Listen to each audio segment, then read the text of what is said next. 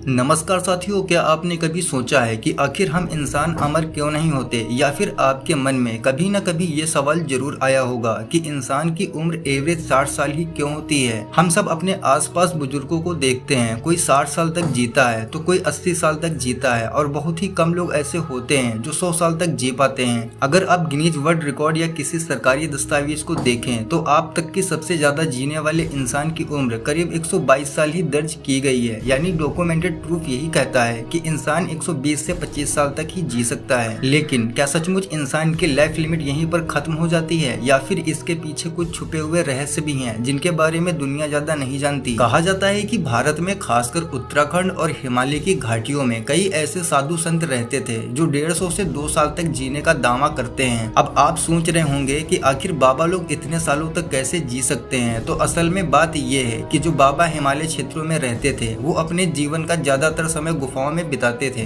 और उनका खान पान बहुत ही ज्यादा साधारण होता था। वे दिन में सिर्फ एक बार ही भोजन करते थे और वह भोजन भी बहुत हल्का होता था, जैसे कि दूध और फल वगैरह या कभी कभार उबली हुई सब्जियां खाते थे। मतलब कि उनका खान पान बहुत ही अलग होता था और बहुत ही कम खाना खाते थे, ज्यादातर प्राकृतिक चीजों का ही सेवन करते थे। उनकी लाइफ स्टाइल पूरी तरह से अनुशासित होती थी, यानी कि रोज योग करना और ध्यान लगाना और साधना में लीन रहना, और बहुत ही कम बात करते थे। मतलब कि वो बहुत ही कम बोलते थे। कुछ इस प्रकार से उनकी लाइफ स्टाइल होती थी और शायद वो इसी कारण इतने सालों तक जीवित रह सकते थे। और सबसे अच्छी बात ये है कि ये लोग स्ट्रेस फ्री रहते थे, टेंशन तो लेते ही नहीं थे। प्रेजेंट टाइम में ज्यादातर इंसान किसी न किसी वजह से परेशान रहता है, जिससे उसके लाइफ स्टाइल पर बहुत ही बड़ा फर्क पड़ता है। ये जो साधु संतों की लाइफ स्टाइल होती है, अगर आप उसको वैज्ञानिक रूप से देखेंगे तो ये बातें बॉडी के मेटाबॉलिज्म को स्लो कर देती हैं। मतलब कि शरीर कम एनर्जी को यूज करता है और बॉडी में टॉक्सिन्स कम बनते हैं, जिससे एजिंग प्रोसेस धीमा हो जाता है। मतलब कि हमारी बॉडी के सेल्स डैमेज होने की प्रक्रिया बहुत ही धीमी हो जाती है, जिससे हम लंबे समय तक जीवित रह सकते हैं। अब सवाल यह है कि अगर ये कहानियां सच हैं तो इसके पीछे का लॉजिक क्या है? क्या वाकई में साधना और अलग तरह से जीवन शैली के कारण इंसान अपनी उम्र को 150 से 200 साल तक बढ़ा सकता है? दोस्तों जरा सोचिए, अगर इंसान बूढ़ा ही ना हो और 70-80 साल तक जीने के बजाय वह 500 सालों तक जिए या फिर 1000 साल तक उसका शरीर जवान बना रहे तो क्या होगा? शायद आपको ऐसा लग रहा होगा कि ये सब बातें तो साइंस फिक्शन फिल्म की तरह हैं, लेकिन असल में दुनिया के कुछ सबसे बड़े वैज्ञानिक इस पर गंभीरता से रिसर्च कर रहे हैं, यानी कि बहुत ही डीप रिसर्च कर रहे हैं कि इंसानों को लंबे समय तक कैसे जीवित रखा जा सकता है। इससे पहले कि हम आगे बढ़ें, हमें ये समझना होगा कि इंसान आखिर बूढ़ा क्यों हो जाता है।